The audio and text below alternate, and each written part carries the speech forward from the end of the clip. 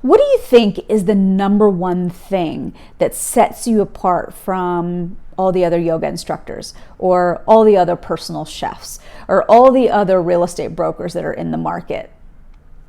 It's the stories that you tell.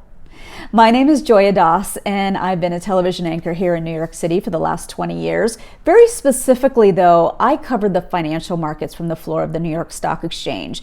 So I had to take statistics, numbers, stocks, and tell stories in such a compelling way that you needed to care about them.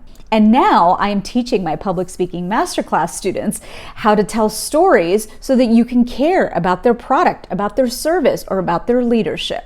So one of my students, Amanda, asked me a really important question this past week, and I wanted to address that in this video. All right, I've got all these stories now, or in the class 4. Where do I tell these stories? Human beings are hardwired since about 40,000 years ago to tell stories. We sat around the campfire and we shared folklore, we shared information, we shared critical things like childbirth, and we shared those things by way of story. So as a human being, we are hardwired to receive information by way of story.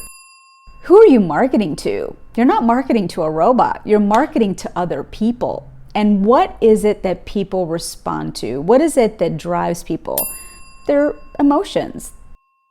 How do we then create triggers for eliciting that emotional response? Well, it's by creating an experience.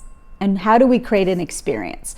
It's when you tell a story with the most descriptive words and you take me by the hand and take me on a journey.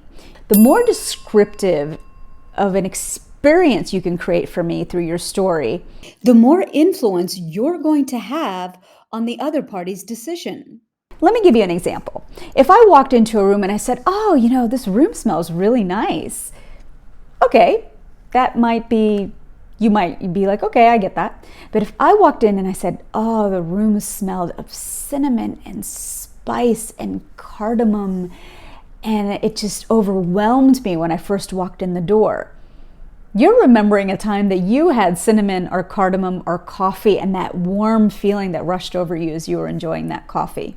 I'm actually triggering that sensory cortex, that part of your brain that is designed for senses of smell, taste, touch. If I were to use very active verbs, I was rushing through the turnstile and the metal just clanged up against my groin and I was just doubled over in pain. That's a very different experience than I was walking through the turnstile and I got caught. When you are using very active verbs, you're also invoking a part of your brain that is designed to understand movement. In conclusion, if you want to influence the person that is sitting across the table from you, or you want to influence that person's decision-making process, you need to be able to persuade them. How do you persuade them? Well, you create an experience. How do you create an experience? You tell me an emotional story. The more descriptive, the better. So to answer the original question, where do my stories belong? Well, all of what I just shared with you, these emotionally laden stories, the emotionally laden experiences that are allowing somebody who doesn't know you get to know you and the way that you think, this can show up on your landing page of your website. What is an experience that you had? What is a transformation that you promised?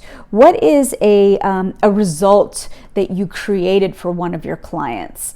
I had a gentleman tell me yesterday that the very first thing that someone should see when they go to the About section of my LinkedIn is a question.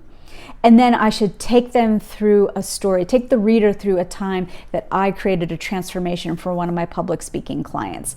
That should be the first thing that you see. And LinkedIn ostensibly is a business context. It's not, me gossiping with a girlfriend. So your storytelling does have a place in a business context, but we need to help you connect the dots. And that's what we're doing in my masterclass, and that's what I'm going to teach you to do. Now, there's a formula that you can follow a hanger, if you will, that you can hang your story on in order to be able to tell it in a very concise and credible way. And I'm going to share that framework with you in the free training down below. So all you got to do is click on the link, and I'm going to share that free training with you.